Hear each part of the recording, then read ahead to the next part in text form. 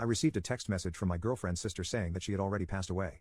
8 years later, a ghost of my dead girlfriend sent me a friend request. In 8th grade, I met this girl, North. She was in my band class, and the two of us hit it off. I asked her out on a movie date, and from there, we became boyfriend and girlfriend. She was my first girlfriend and things were going alright. That was until her dad got a new job across the country in California. North moved away, but we decided to try out long-distance dating through our freshman year.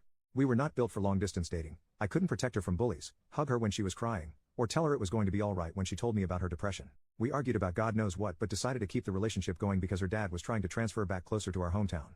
That was until she stopped texting me around Christmas, and her sister sent me a funeral program and asked me to go to California. North's sister told me that she took her own life because the bullying was getting too much and that I wasn't there for her when she needed me. It broke my heart that I couldn't go to California for the funeral, and for the past 8 years, I've mourned her loss. I spent the entirety of my high school career trying to rebuild myself from all the damage. I went to meetings with people who have lost family members and loved ones. I went to therapy for 4 years to try and help process the loss. I had to learn to become dependable because I didn't want it to happen again.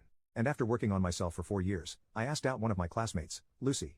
We started dating at the tail end of our senior year and are about to celebrate our 4th anniversary in April.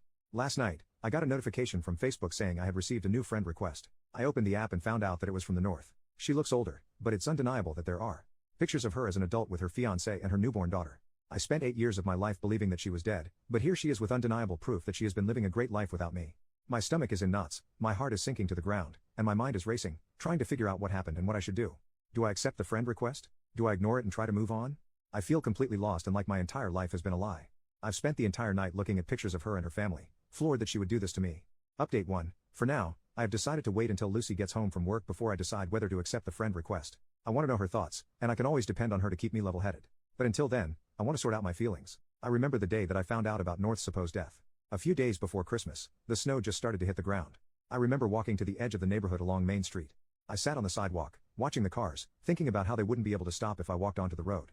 I was sitting there on the sidewalk contemplating for what felt like hours. It was there I decided I wanted to keep living.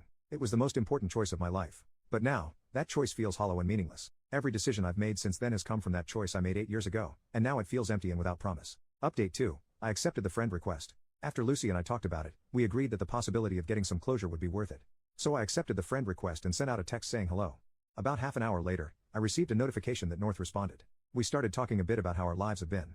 It turns out that she and her fiancé were in town visiting family, and it started to make her think about all the hurt she had caused me and that she wouldn't feel comfortable moving on with her relationship without knowing if I was okay.